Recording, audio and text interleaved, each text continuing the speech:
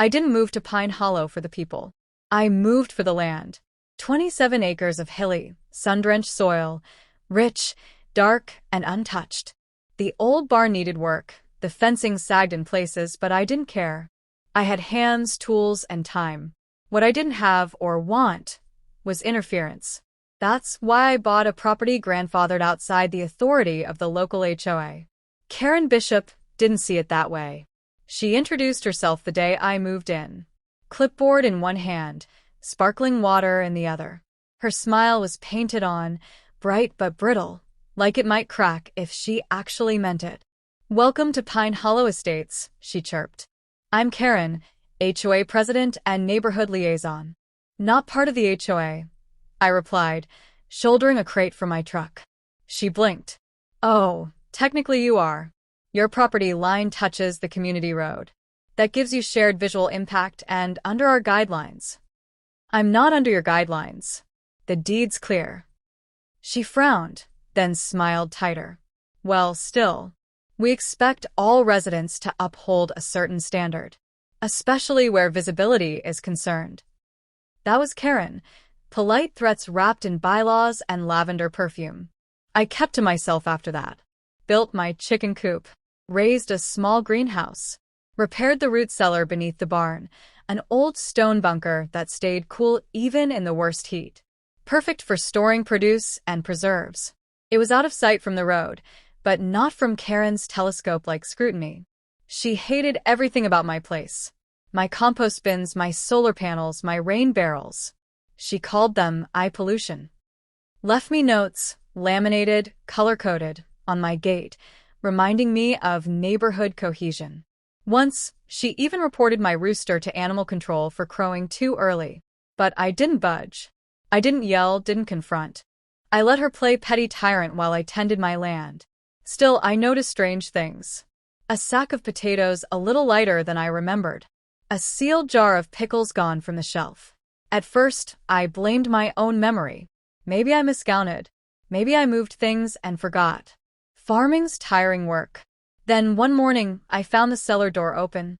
I stood at the top of the stone steps, blinking against the cool air wafting up from below. The padlock was still there, closed, but dangling, no longer securing the latch. My stomach sank. I descended slowly, boots echoing on the stone.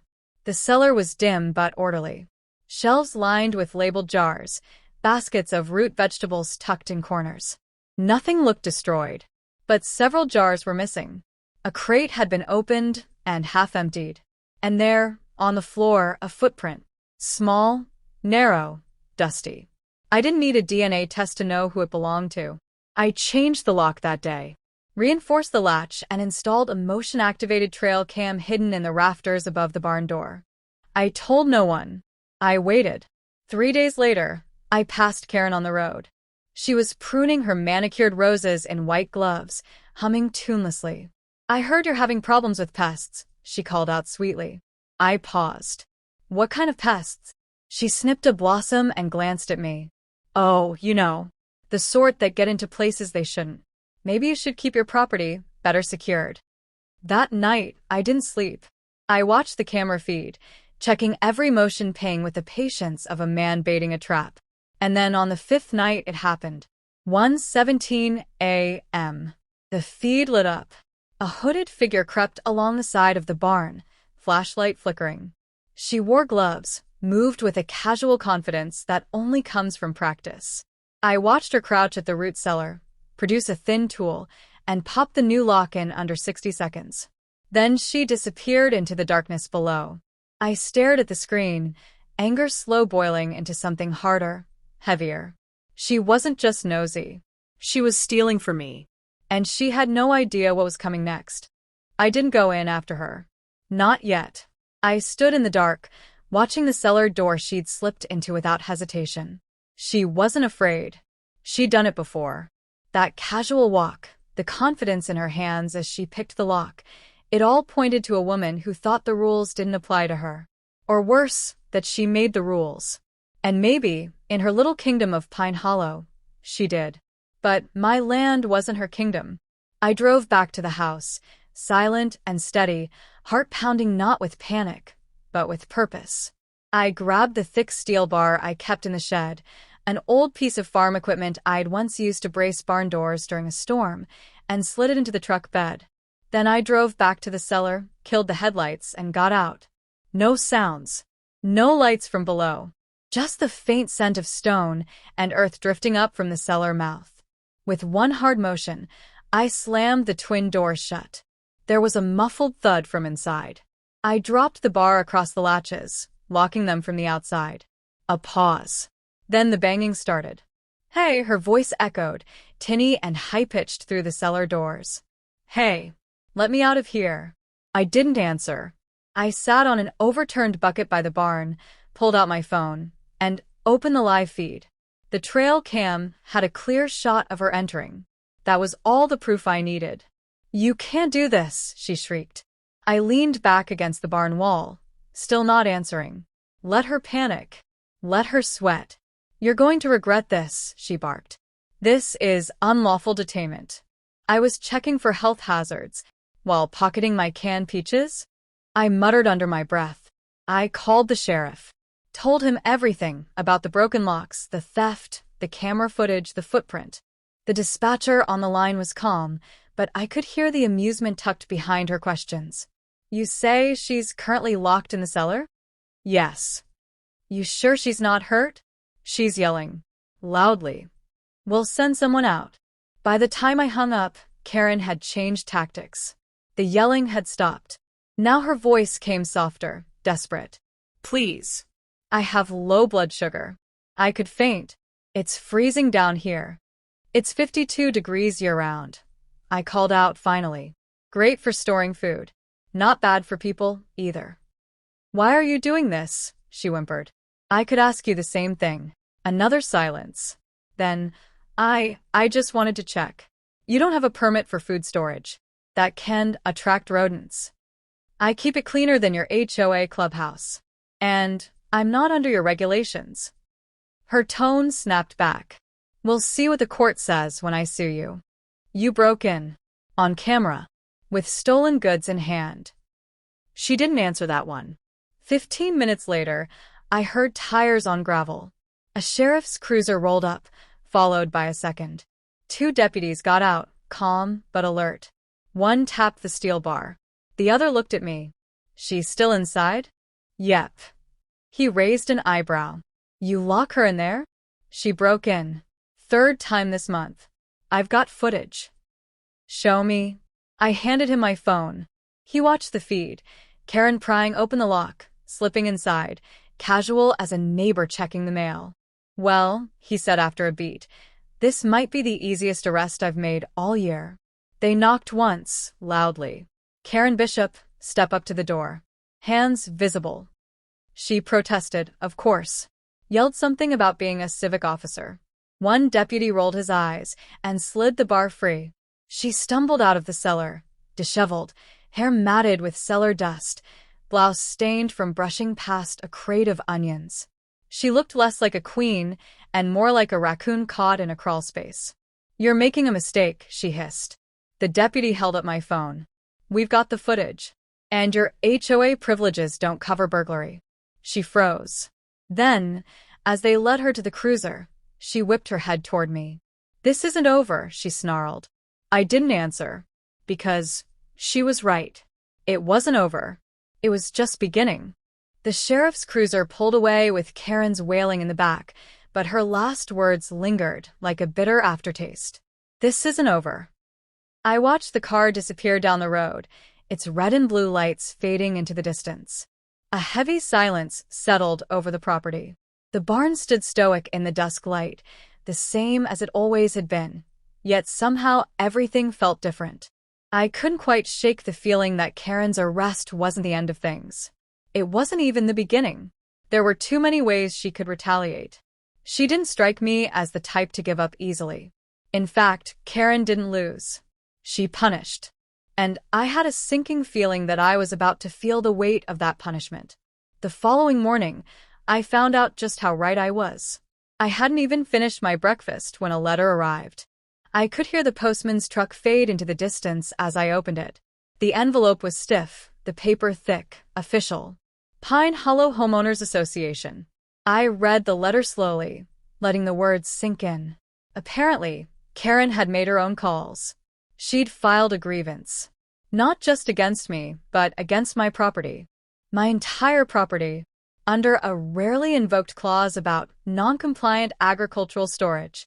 According to her, my root cellar wasn't just a storage space. It was a hazardous structure, a breeding ground for vermin, and a blight upon the neighborhood.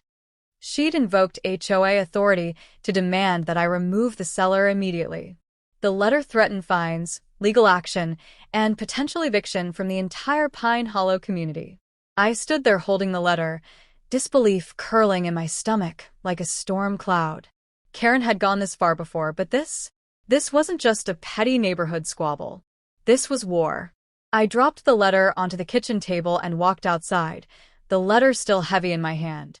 Pine Hollow was a small community, but it was full of people who wanted their world to be perfect. They were just like Karen, bent on controlling what they couldn't understand, smothering anything that didn't fit their tidy vision of suburban life. They looked at people like me, independent, untamed, and saw a threat. I could already imagine the HOA meeting next month. Karen, standing at the front, rallying everyone against me. Uncompliant. Irresponsible. Dangerous, she would say. He'll bring down the property values with his backyard farm. I clenched my fists. Karen thought she could push me around with her rules. She thought her petty bureaucracy could break me. She was wrong. I had no intention of rolling over. I wasn't about to let this woman ruin what I had worked for. I spent the next few days preparing for war. The first step was simple. I fortified the root cellar, reinforced it with new locks, bolted the doors shut, and added motion sensors to the perimeter. If Karen thought she could simply show up and take more, she had another thing coming. But Karen wasn't the only battle I needed to prepare for. The HOA had been an ever-present shadow in Pine Hollow, like a ticking clock, and now that clock was about to strike midnight. If Karen could pull this kind of stunt, the other members would follow. They'd join her crusade, whispering about the danger my farm posed to their neat little lives. I knew I couldn't fight this alone. I needed backup. That afternoon, I made the call to a lawyer I'd worked with in the past. Michael Jennings wasn't flashy, but he was solid, straightforward, and no-nonsense. He'd handled property disputes before and wasn't afraid of a good fight. When I explained the situation, his voice stayed calm, but I could hear the approval in it. "I've seen cases like this before," he said. "Small-town HOA bullies trying to flex their muscle. I can help you, but we'll need to hit them hard. You'll need to stand firm." That was the plan. Hit them hard, stand firm, and make them regret ever messing with me. The next week, the HOA sent a second letter, a formal complaint about my property, in violation of neighborhood guidelines. They demanded an immediate inspection. They said I was obstructing the visual harmony of Pine Hollow. They threatened more fines. I didn't flinch. Instead, I grabbed my phone, recorded a quick video, and uploaded it to my private channel. In it, I explained everything. Karen's theft, her false accusations, the HOA's constant harassment. I detailed every violation they'd made, every unfair rule they'd enforced. The video ended with one simple message. This isn't over. Not by a long shot. I hit send. And then I waited. The video I uploaded didn't just sit idly on my phone. By the end of the evening, it had been shared. Not just within Pine Hollow, but beyond. People who had dealt with Karen's kind of tyranny before, residents from other communities, farmers, and even a few local news stations found it. Comments started flooding in. "You're not alone," one person wrote. "We've all dealt with Karen types. Time to stand up." It was a wave of support I didn't expect, and it gave me the fuel I needed. It wasn't just about me anymore. It was about everyone she'd ever silenced. Everyone she thought she could control. And it was about to come to a head. The HOA meeting was scheduled for the following Tuesday. I knew Karen would show up, eager to make an example of me. But I wasn't going to let that happen.